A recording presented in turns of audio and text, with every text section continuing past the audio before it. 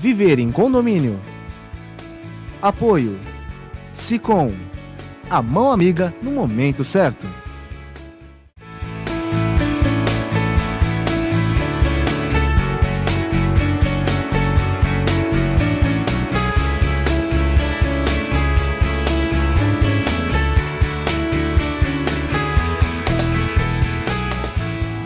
Olá, meus amigos, estamos iniciando mais um programa Viver em Condomínio aqui na TV Com, canal 11 da NET. Muito obrigado pelo seu prestígio, muito obrigado pela sua participação, sempre conosco através do Facebook, também através do Sicom. Vai aparecer na sua telinha como sempre, anote, continue mandando sugestões, críticas. Muito bom a sua participação e também muito bom permitir que nós começamos a entrar dentro da sua casa e levar mensagens. Hoje o programa é especialíssimo, uma lição de vida, algo que nos comove e mais, nos enche de força e de esperança. Está conosco o Rubens Moscatelli, presidente do Sicom, nosso comentarista. Querela, nossos telespectadores, ao convidado, hoje realmente o programa promete e acredito que vai ser muito importante na vida de cada um e na experiência que vai ser apresentada aqui. Bom, gente, eu sempre costumo dizer que hoje eu já logo de antemão digo que o programa é curto, porque o assunto e a maneira como nós vamos abordar ele realmente vai ficar curto. Está comigo aqui o Beto Volpi. Beto Volpi é escritor. Ele está lançando um livro agora, Morte e Vida Positiva. Tem uma história de vida maravilhosa, vai poder passar para nós e vai poder passar para você também. Tudo aquilo que ele viveu de esperança. Beto, obrigado por ter vindo. Você é meu xará, eu sou José Roberto, mas todo mundo conhece de Beto. Então nós temos aqui já um Beto em comum. Muito obrigado por ter aceito o nosso convite. E olha, nós aqui que ficamos honrados com a sua presença e com a lição de vida, viu? Imagina, cara, eu que agradeço a simpatia sempre de vocês estarem chamando a gente, né, seja para falar da epidemia de AIDS, seja para falar do livro agora, que tem uma excelente notícia para quem já fez a compra antecipada.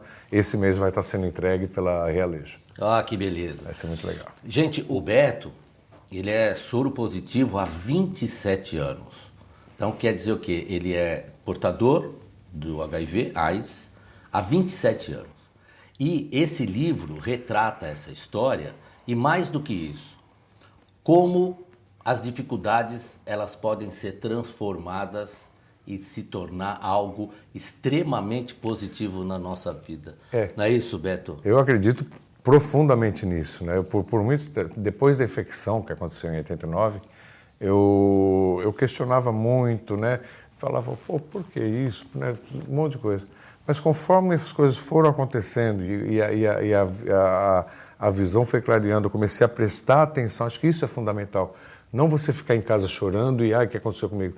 É prestar atenção no que está acontecendo à sua volta, o que mudou no mundo que te rodeia em função da tua situação. E aí eu comecei a perceber algumas coisas, até que culminou com, em 99, eu mais algumas pessoas vivendo com HIV de São Vicente, fundamos a ONG Ipupiara, que infelizmente fechou, né? O motivo foi o pior possível. E São Vicente continua um problema sério. Né? Não, mas você sabe, a gente estava com 3 anos sem receber subvenção municipal, sofremos 8 assaltos em 6 meses, entraram pelo telhado, arrombaram parede, fizeram tudo, né, com perda patrimonial e a própria insegurança do pessoal, tudo. Mas a gente fechou as portas porque as próprias pessoas com HIV, beneficiárias do projeto, chegavam e falavam, eu queria ser voluntário, quanto que eu vou receber? Voluntário? Aí no começo você, né, fala, né, da lei do voluntariado, mas com o tempo você começa a mandar a pessoa para aquele lugar. Eu falei, não, meu pai com 3 anos de hemodiálise, uma série de coisas precisando de minha intervenção, aí a gente achou por bem não fechar, ela está inativa, né, ela continua existindo tudo, mas está inativa. Rubens, quando a gente fala de lição de vida, né, e o nosso programa Viver em Condomínio, a gente traz assuntos variados e hoje é um assunto que a gente certamente sabe que dentro da nossa casa sempre há uma dificuldade, uma doença, e essa esperança é aquilo que a gente quer levar no programa de hoje, né, de uma forma muito especial. Eu queria que você falasse um pouquinho sobre esse aspecto e depois, Beto, que você me falasse exatamente o que nós estamos tratando lá no livro, o que as pessoas vão poder receber de mensagem dentro do seu livro. Querela, é o seguinte, dentro do que o Beto estava falando, toda vez que a vida nos propicia uma dificuldade, nós temos duas maneiras de encarar isso. Uma é, realmente, ficar lá acovardado, se excluir do mundo, até tirar a própria vida, não necessariamente o suicídio, mas Sim. se esvair, né, se anular, ou enfrentar, encarar, da melhor maneira possível. E, no caso aqui que o Beto nos traz, eu acho que o principal viés que a gente tem que estar sempre falando é a questão da informação e do exemplo. Exemplo sempre é bom. Existem os exemplos não tão bons, mas o exemplo de vida, de luta... Não, o exemplo sempre é bom mesmo. Porque os ruins, até mesmo ruim. Claro, é que para dizer assim eu não vou seguir. Exatamente, né? claro. Mas assim, a gente tem que ter o critério ético dentro de nós, para poder saber se é o exemplo a ser seguido ou a ser evitado. Aí, até mesmo na condição de você também é professor, eu sou, mas eu não sou professor lá dos miúdos, né? Sim. Caso que você é, né?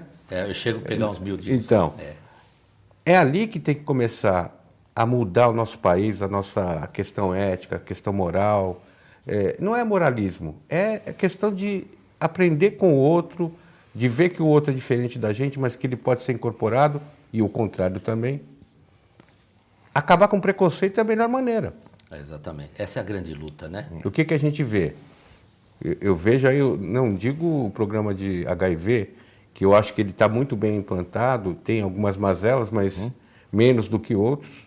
Você vê, por exemplo, medicação continuada. Toda hora o Estado não tem dinheiro porque, sei lá, será que é a corrupção ou a má gestão? Pessoa que tem diabetes, pessoa que tem hipertensão vai ter que... O próprio coquetel hoje, né? Então, mas é um problema menor do que esses outros que eu estou falando. Porque, lógico, é uma questão mais importante ou que ela é mais devastadora dentro da sociedade. Mas tem um monte de gente aí que tem que pagar plano de saúde quando tem o sistema único. Então, o sistema único que não funciona. Que é único. E que está ameaçado, né? Está ameaçado. Está seriamente ameaçado. E olha, eu tenho um posicionamento aqui muito bem definido em relação ao Estado. O Estado tem o dever, principalmente na área de saúde, quando ele transfere para o particular a obrigação que é sua através do plano de saúde. E outra, você que está nos assistindo, não dê o seu remédio, vá à justiça, mandado de segurança mesmo, e se não cumprir, pedir a prisão daquele que descumpre a ordem judicial. É assim que funciona e o Estado tem obrigação. Agora, Beto, vamos falar um pouco do livro, mas eu queria também que você... A sua notícia veio em 1989. E naquela época era bem difícil. Discriminado, um preconceito tremendo, medicação que não é como hoje. Não, nem tinha, nem né? Nem tinha medicamento. E outra, era o diagnóstico do HIV era um atestado de óbito. Em vida. Em vida. Inclusive essa questão que você falou dos preconceitos, tudo, da própria classe médica, naquela época, partiram assim os maiores absurdos. Qualquer medicamento só vai estar disponível no século XXI, qualquer tratamento só depois do ano 2000. Um pessimismo total. Sim, e aí eu fiz as contas, né? Falei, peraí, estamos em 89, 2011 anos e um monte de amigos morrendo. Né? Eu perdi muitos amigos. Acho que eu fui a mais enterros com meu pai, que foi político. E aí eu tomei a decisão mais equivocada da minha vida, assim, né? Eu perdi a minha fé, né? Foi um momento que eu perdi completamente a fé e procurei a saída mais rápida daquilo tudo, né? Estava falando sobre suicídio, foi uma tentativa, eu me atirei às drogas, foi uma década, nos anos 90 foi uma década bastante conturbada, até que em 96 o HIV... Sabe quantos HIVs nascem no corpo de uma pessoa que não esteja tomando remédio? Por dia. 8 bilhões, mais do que a população humana na Terra. Certo. Por daí a necessidade de se tomar o medicamento na dose certa, na hora certa, da forma correta. Tudo, né? Então, por conta disso tudo e da drogadição, em 96 eu tive as oportunistas, né? Tive uma pneumonia primeiro, fui internado no Hospital São José de São Vicente, sobrevivi à pneumonia e ao São José, porque na época era chamado de Saigon, né? Depois era feia. Primeiro foi ao São José, depois a pneumonia. E depois eu tive 3 acidentes cerebrais, né? Fiquei completamente paralisado no meu lado direito do corpo. Já começando com fisioterapia, trago minha sequelinha até hoje. A pessoa fala que essa perna é boba, mas não, ela é uma heroína, está resistindo a muitos ataques. É isso mesmo. E no meio disso tudo eu tive um problema, uma infecção generalizada no aparelho digestivo, que me tirou 30 quilos em um mês. Eu fui considerado paciente terminal, o médico virou para minha mãe e falou, seu filho está terminal. A sorte é que eu tenho uma mãe do caramba que virou para ele e falou, o senhor não terminou nada, volte lá e cuide do meu filho que ele está vivo ainda. É isso aí. E você, no livro, você narra todos esses acontecimentos. Tudo isso, a fundação da ONG, os trabalhos que a gente desenvolveu. Eu questiono muito, né, e baseado não somente nas minhas percepções, mas especialmente do coletivo da luta contra a AIDS no Brasil. Né, os problemas que o Estado enfrenta na saúde pública, na questão de direitos humanos, que direitos humanos, inclusive, parece que virou palavrão, né?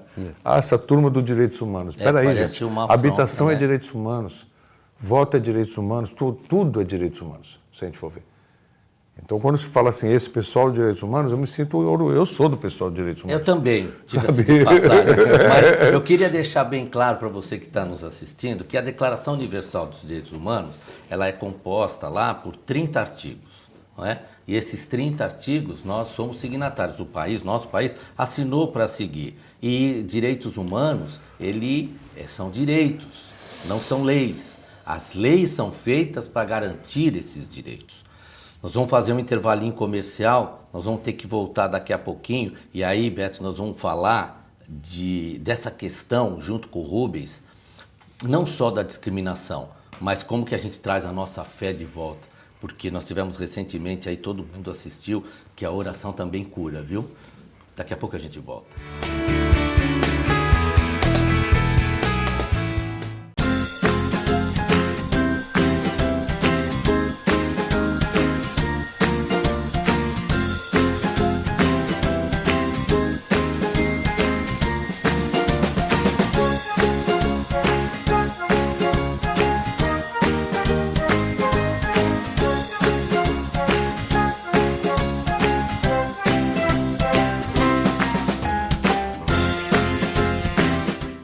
A AC Serviços é uma empresa que se dedica à prestação de serviços especializados em condomínios, administradoras, indústrias, entre outros. Terceirize sua mão de obra especializada com a AC Serviços. Você ganha tempo para pensar no mais importante, sua gestão. Nossos serviços são exemplos de ações e soluções práticas, com padrões de atendimentos personalizados que garante aos nossos clientes a eficiência e a boa aparência dos nossos funcionários. AC Serviços. Telefone 3324-3057. Sabe o que essas crianças vão ser quando crescer?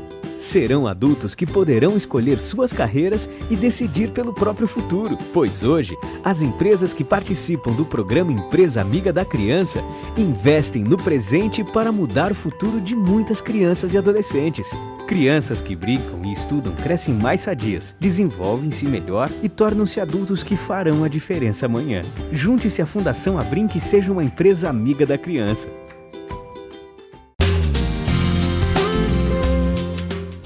Apoio ACESP, Associação dos Canais Comunitários do Estado de São Paulo.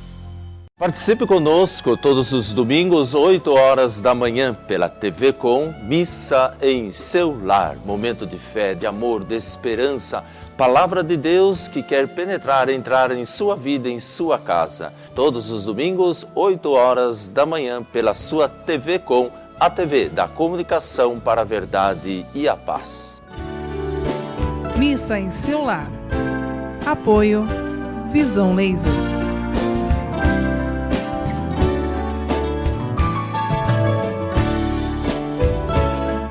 Evolução. A evolução faz parte da história do Visão Laser. O jeito que as pessoas se comunicam mudou. As pessoas mudaram. O mundo mudou. E o Visão Laser, com sua paixão pelo pioneirismo, qualidade e inovação, precisava de uma marca que acompanhasse tanta evolução. Apresentamos a nova marca do Hospital Visão Laser. Visão Laser. Sua visão é o nosso sentido.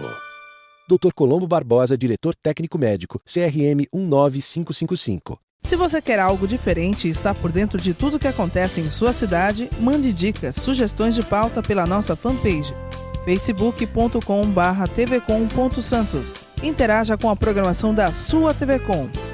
TV Com, interagindo com você.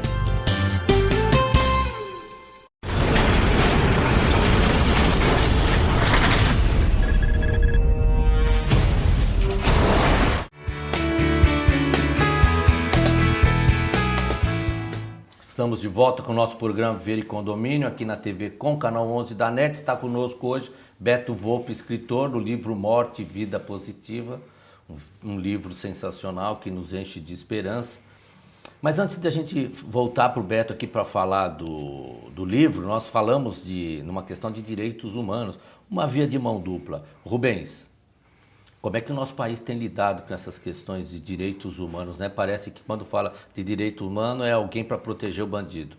Na verdade, a conotação da mídia, grande parte da mídia, tem sido essa. É óbvio que nós precisamos reformar, sim, o sistema penitenciário, o sistema protetivo do cidadão de bem.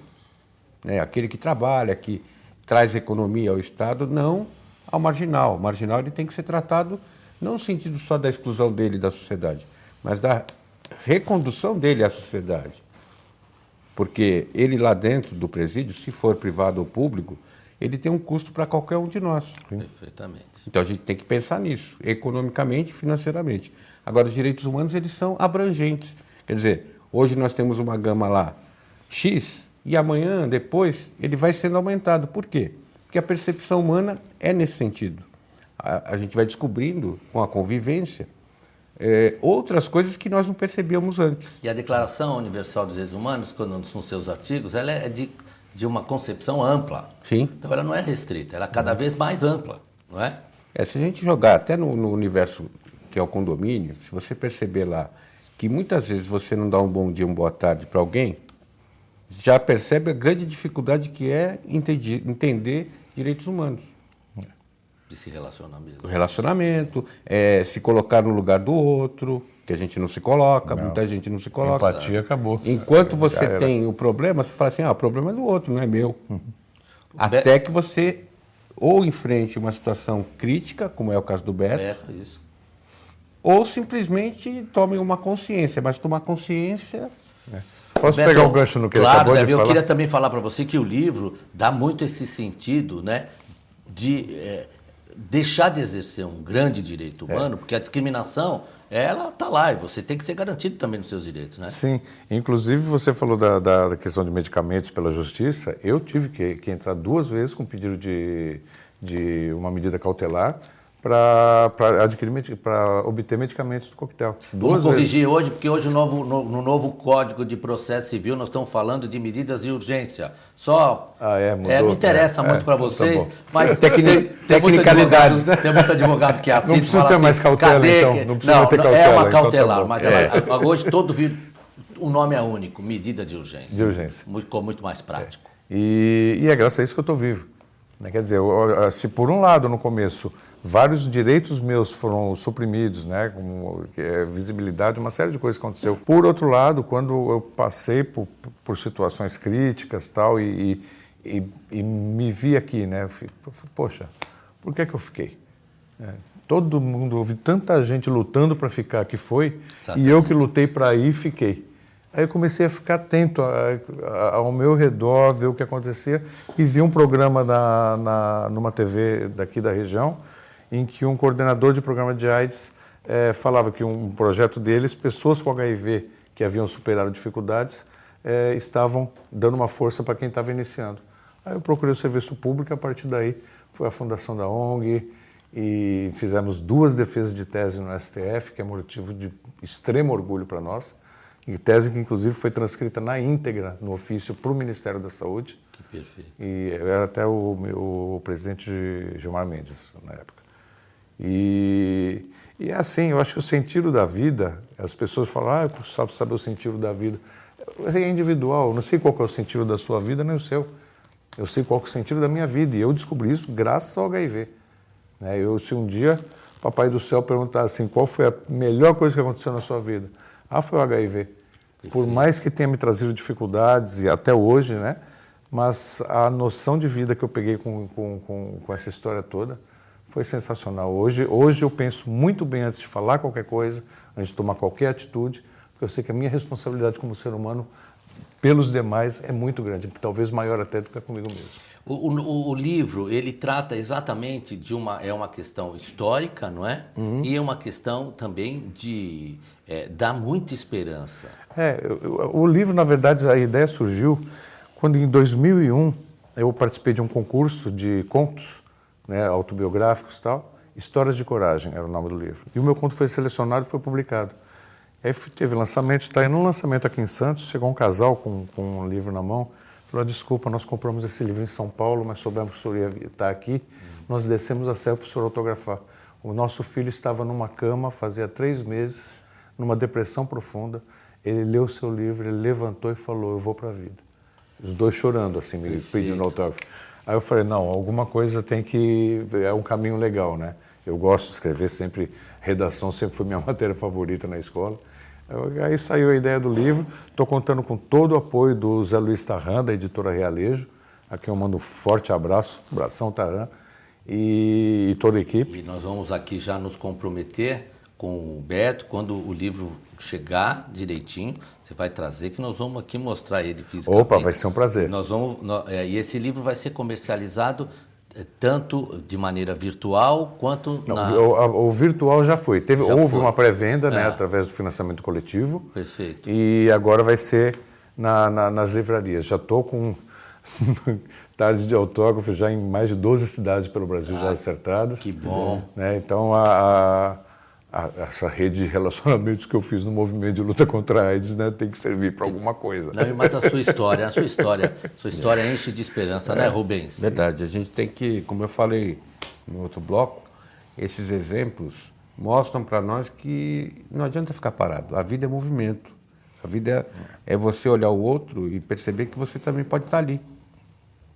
E é isso que a gente tem que aprender ou reaprender, porque eu acho que o ser humano está cada vez mais isolado, mais restrito e constrito, apesar da gente estar ligado com o mundo todo pela rede social ou por algum dispositivo, a gente está se isolando.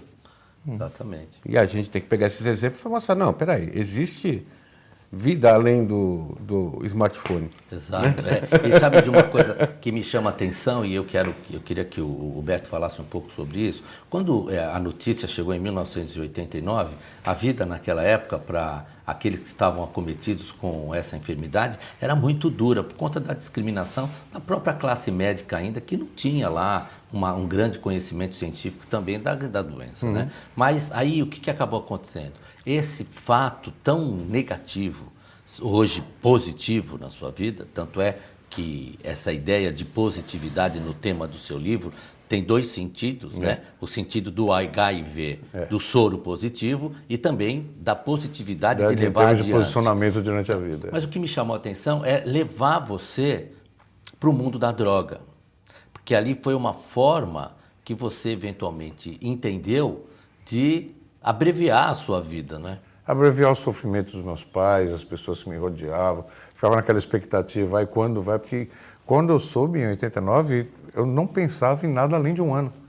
De repente, aos 28 anos, você ter 1 ano de vida, né, assim? Muito novo, né? É muito complicado, e foi de mais complicado na cabeça dos meus pais, do meu irmão, que sempre, aliás, um grande diferencial que a gente sempre viu no trabalho da ONG é entre as pessoas que têm o apoio da família, né, ou de um núcleo familiar, seja qual for a composição, e de quem não tem, quem vive escondido ou quem foi discriminado. A diferença na qualidade de vida é gritante. Você é mais que um vencedor, né?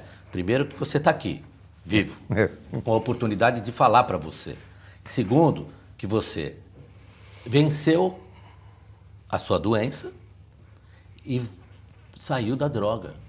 Sim. Que vencer a droga está aí, tem gente aí que está vivendo e não passa pela mesma dificuldade que o Beto, que não consegue se desvencilhar da droga, que é um caminho que eles dizem que é um caminho sem volta. Não, tem volta, viu? Tem volta. Eu vivo dizendo em palestras, especialmente para adolescentes, que uma lei natural que se Newton não formulou, deveria ter formulado, é quanto maior o prazer, maior o risco envolvido. Se você namora a menina mais gata da escola, as chances de ganhar um par de chifres são muito grandes. Alguns, né?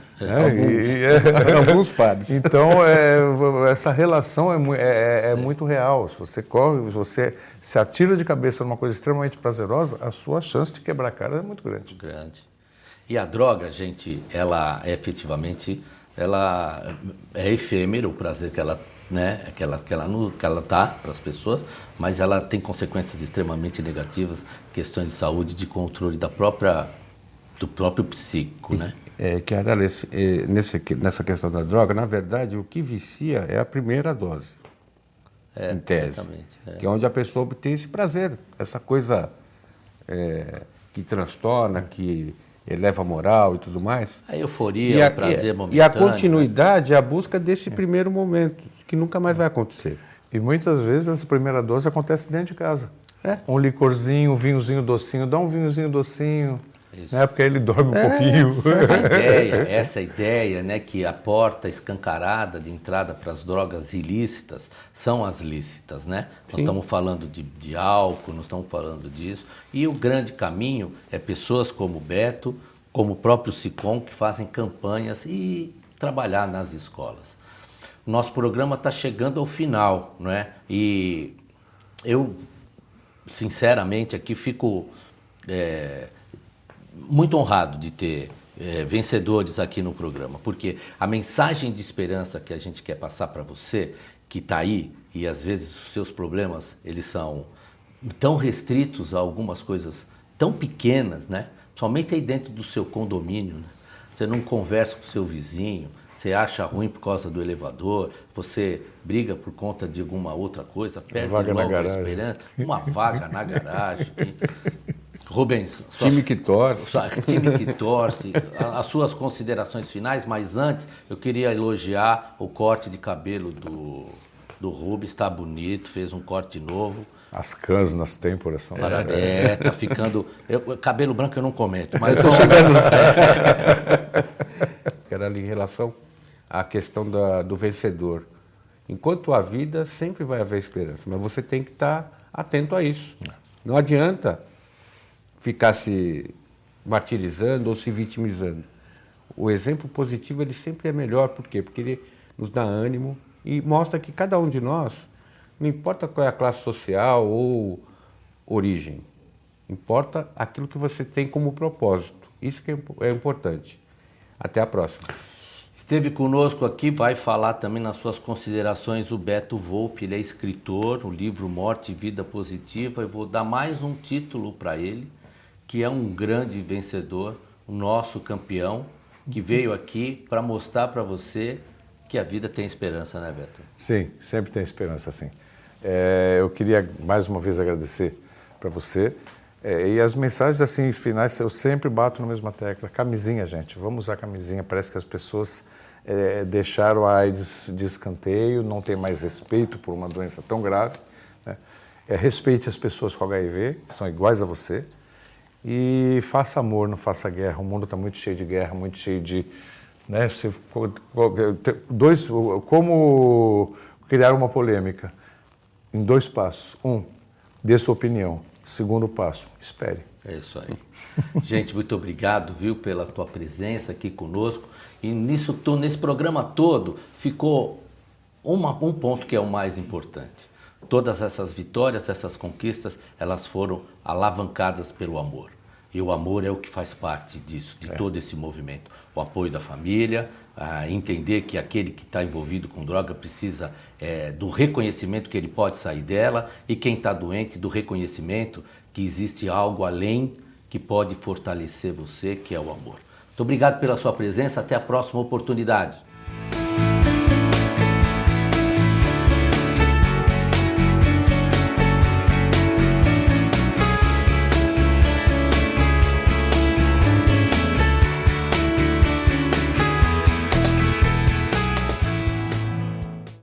Viver em condomínio.